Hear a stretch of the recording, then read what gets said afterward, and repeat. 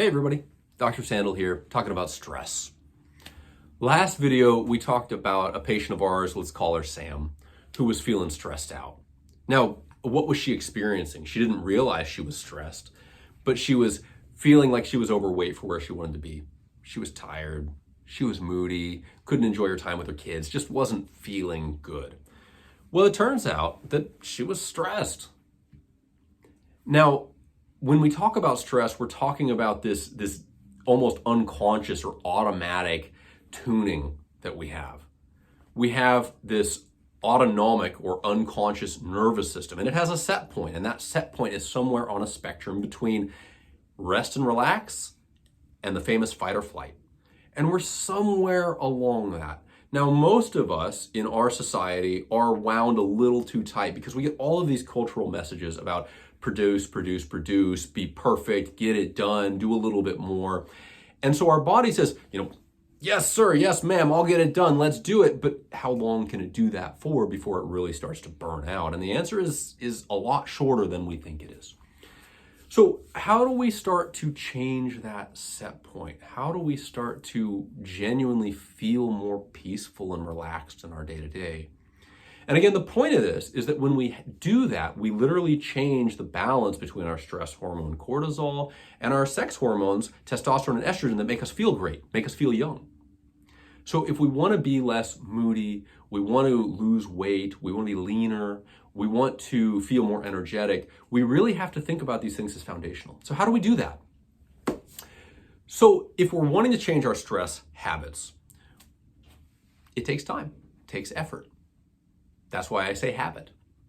We want to build in times in our day or in our week in which we intentionally take this set point and slide it down to a point where we're resting and relaxing.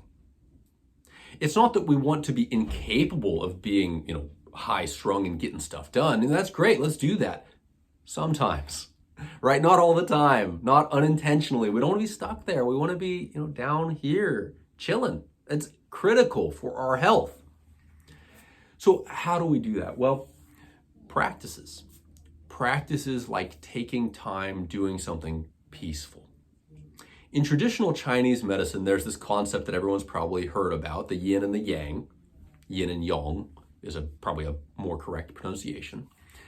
And that's actually a really, really deep concept, right? We want to be on, we want to be powerful, and we want to be off. Two parts to that whole. And they actually feed each other. They swirl into each other, right? Think about that yin yang. It feeds into itself.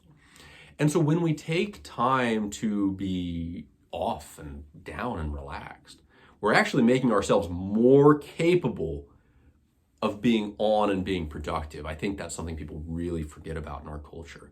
We have to have the yin and the yang. So what am I talking about? Well, I'm talking about doing something that's peaceful. Go outside and spend some time listening to the birds. Enjoy the sunlight. Watch the clouds. Paint.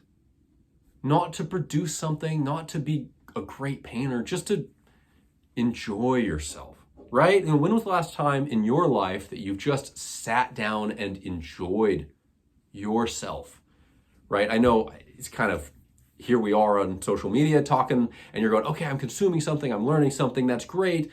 I want to be healthy. Well, the next thing I want you to do is turn this off and go outside and just enjoy yourself, right? Don't scroll to the next video. Come back, check us out later, right? But go and just be with yourself, be peaceful. Don't talk to someone.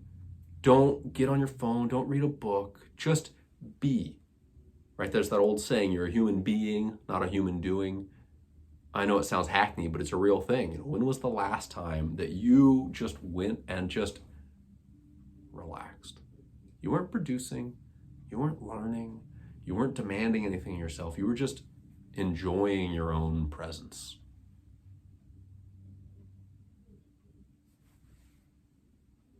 Stress level starts to come down. Now we want to make that a practice. We just want to do that on a routine. We could try to do it every single day at a certain time. We could put it on our calendar. We could do it on our lunch break. Just find some time to make that space for yourself. And if one was to measure your blood levels and look for quantifiable data on this, you would see your cortisol levels drop with that, as well as a bunch of other markers that show that we are turning down that automatic nervous system from that intense mode to, okay, I'm feeling peaceful. And remember, that's going to allow you to come back here stronger because you won't be burnt out. So that's how I recommend people start to wrap their head around chronic stress. And absolutely, that will help people be more vigorous and energetic, build more muscle mass and less fat tissue, and feel like they're having more fun in life, better mood. Okay, guys, wishing you all a peaceful, stress-free holiday season. I'll catch you next time.